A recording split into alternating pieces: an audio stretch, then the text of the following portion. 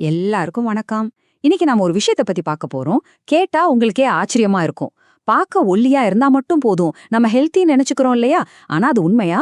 வாங்க, இந்த skinny fat, அதாவது ஒல்லி கொழுப்பு அப்படிங்கிற மர்மத்துக்கு பின்னால என்ன இருக்குன்னு நாம சேர்ந்து அலசலாம். ஒல்லியா இருந்தாலும் டயபெட்டிஸ் வரலாம். காரணம் தசை கம்மியா இருக்கிறது தான். என்னது ஒல்லியா இருந்தா டயபெட்டிஸ் வருமான்னு கேக்குறீங்களா? ஆமாங்க. நம்மள பலருக்கும் இது ஒரு பெரிய ஷாக்கா இருக்கலாம். நம்ம வெயிட் கரெக்டா இருந்தா கூட சர்க்கரை நோய் வரதுக்கு வாய்ப்பு இருக்கு. இது எப்படின்னு யோசிக்கிறீங்களா?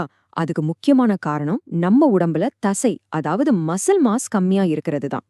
சரி, முதல்ல நாம பார்க்க போறது செக்ஷன் 1, தி ஸ்கின்னி ஃபேட் சர்ப்ரைஸ்.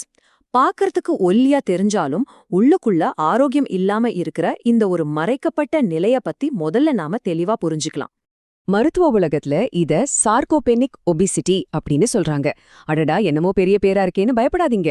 சிம்பிளா சொல்லணும்னா, உங்க வேயிங் மெஷின்ல பார்க்கும்போது உங்க வெயிட் கரெக்டா இருக்கிற மாதிரி காட்டும். ஆனா உங்க உடம்புக்குள்ள கொழுப்பு அதிகமாவும் தசை ரொம்ப ரொம்ப கம்மியாவும் இருக்கும். இதுதான் அந்த மறைக்கப்பட்ட ஆபத்துன்னு நாம சொல்றது. அடுத்தது செக்ஷன் 2, நமது நவீன தசை பிரச்சனை. சரி, இந்த தசை குறைபாடு ஏன் இப்போ இவ்ளோ காமன் ஆயிடுச்சு? நம்மளோட இந்த மாடர்ன் லைஃப் ஸ்டைல்ல அப்படி என்ன தப்பு பண்றோம்? வாங்க, அடுத்த பகுதியில இதுக்கான காரணங்களை பார்க்கலாம். இதுக்கு முக்கியமா 3 வில்லன்கள் இருக்காங்க. ஒன்னு செடென்டரி ஒர்க், அதாவது நம்மள நிறைய பேரு நாள் முழுக்க ஒரே இடத்துல உட்காந்து வேலை செய்றோம் இல்லையா, அதுதான். ரெண்டாவது, காலையில சாப்பிட்ற பிரேக்ஃபாஸ்ட்ல புரோட்டீன் சத்தே இல்லாம இருக்கிறது. மூணாவது, தசைகளுக்கு வலு கொடுக்கற மாதிரி எந்த ஒரு ஸ்ட்ரென்த் ட்ரைனிங்கும் செய்யாம இருக்கிறது. இந்த 3ம் ஒன்னா சேரும்போது நம்ம தசைகள் மெதுவா கரைய ஆரம்பிச்சிடுது. இப்போ நாம செக்ஷன் 3க்குள்ள போறோம். உங்க உடம்போட குளுக்கோஸ் ஸ்பாஞ்ச். சரி, இதுக்கு பின்னாடி இருக்கிற சயின்ஸை ரொம்ப சிம்பிளான ஒரு உதாரணத்தோட புரிஞ்சுக்கலாம். இந்த ஒரு அனாலஜி, அதாவது இந்த உதாரணம் உங்களுக்கு விஷயத்தை ரொம்ப தெளிவா புரிய வைக்கும். பாருங்க.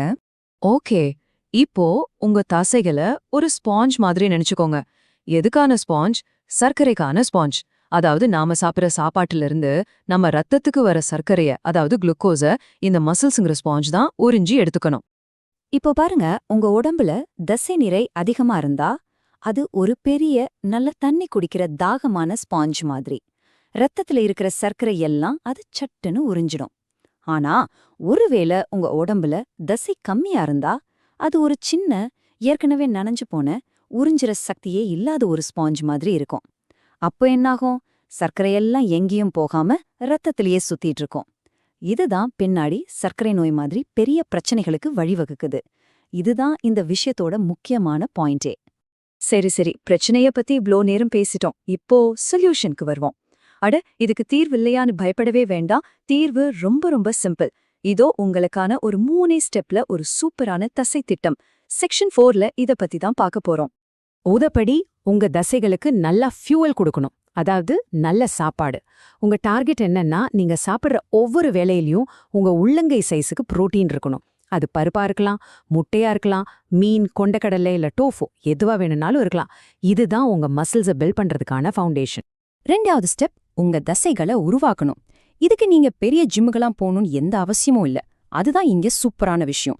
வாரத்துக்கு ஒரு 2-3 தடவை வீட்லயே ஸ்குவாட்ஸ் பண்ணலாம், இல்ல செவத்துல கைய வச்சு புஷ்அப்ஸ் பண்ணலாம். அப்படி இல்லனா இந்த மாதிரி ரெசிஸ்டன்ஸ் பேண்ட்ஸ் வச்சு சின்ன சின்ன பயிற்சிகள் செஞ்சாலே போதும்.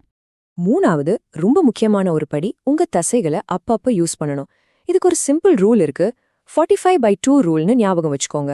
அதாவது நீங்க தொடர்ந்து 45 நிமிஷம் உட்கார்ந்துருந்தீங்கன்னா ஒரு 2 நிமிஷம் எந்திரிச்சு நில்லுங்க, கொஞ்சம் நடங்க, உடம்ப லேசா அசைங்க. அவ்வளவுதான். இது உங்க தசைகளை எப்போ ஆக்டிவா வச்சுக்க ரொம்ப ஹெல்ப் பண்ணும். இதுல குறிப்பா வயசானவங்களுக்கு ஒரு பெரிய போனஸ் பெனிஃபிட் இருக்கு. தசைகள் வலுவா இருந்துச்சுன்னா அவங்களோட பாடி பேலன்ஸ் நல்லா இருக்கும், கால்லையும் தெம்பு இருக்கும். இதனால அடிக்கடி கீழே விழுற அபாயம் நல்லாவே குறையும். இது ரொம்ப முக்கியமான ஒரு விஷயம். சரி, நாம இப்போ 5வது பகுதிக்கு வந்தாச்சு. உங்க முதல் படி. பிரச்சனைய புரிஞ்சுக்கிட்டோம், அதுக்கான தீர்வையும் பார்த்துட்டோம். இப்போ எல்லாத்தையும் விட முக்கியமானது என்ன தெரியுமா? நீங்க எடுக்க போற அந்த முதல் அடிதான். சொல்லுங்க, உங்க உடம்புல இருக்கிற அந்த குட்டி ஸ்பாஞ்ச ஒரு பெரிய பவர்ஃபுல்லான சூப்பர் ஸ்பாஞ்சா மாத்த நீங்க ரெடியா? உங்க ஆரோக்கியத்தை உங்க கண்ட்ரோல் எடுக்க இதுதான் பெஸ்ட் டைம்.